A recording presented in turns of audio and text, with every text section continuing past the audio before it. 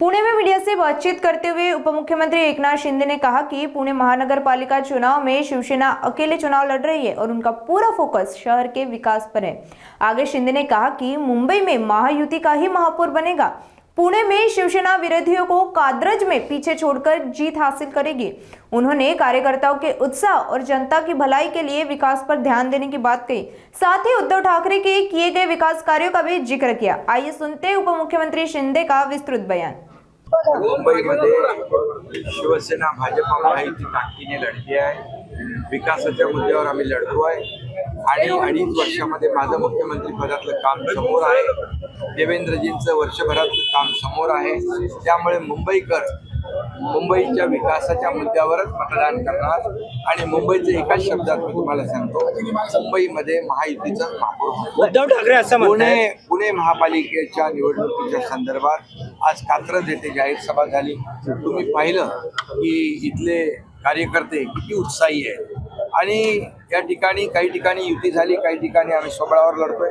पुण्यामध्ये शिवसेना स्वबळावर लढते आहे, परंतु कार्यकर्त्यांचा प्रचंड उत्साह, कार्यकर्त्यांमध्ये प्रचंड एक निवडणुकीला घेऊन की ही निवडणूक कुठल्याही परिस्थितीमध्ये जिंकायची या ईर्षेने कार्यकर्ते उतरलेले आहेत। गेल्या अनेक वर्ष त्यांची सत्ता होती, लोकांनी त्यांचाही अनुभव घेतलेला आहे। शिवसेना पहिल्यांदा या ठिकाणी स्वबळावर एक लढती आहे आणि त्यामुळे या भागातला कात्रजचा विकास असेल, पुण्याची बातमी असेल,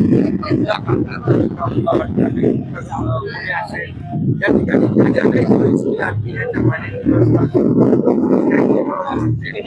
स्लम आहे, झोपडपट्टी आहे, झोपडपट्टी पुनर्विकास आहे, क्लस्टर आहे, या सर्व ते विभाग माझ्याकडे असल्यामुळे नक्की या ठिकाणी देखील पुणेकरांना न्याय मिळेल। झोपडपट्टी मुक्त पुणे हे होईल आणि मी आपल्याला एवढंच सांगतो की आमचा अजेंडा जो आहे तो विकासाचा आहे। विरोधकांनी आम्हाला हलक्यात घेऊ नये। शिवसेना एक मजबूत पक्ष आहे। नगर परिषदेमध्ये चांदा ते काही लोक म्हणाले शिवसेना ठाण्यापुरती मर्यादा, आम्ही दाखवली शिवसेना चांदा ते बांधापर्यंत आहे। आणि जे आता विरोधक आहेत जे आमच्या विरोधामध्ये काही मोठी भाष्य करतायत, शिवसेनेला कमी लेखतायत, पण मी आपल्याला एवढंच सांगतो, शिवसेना विरोधकांना देखील कात्रजचा घाट दाखवल्याशिवाय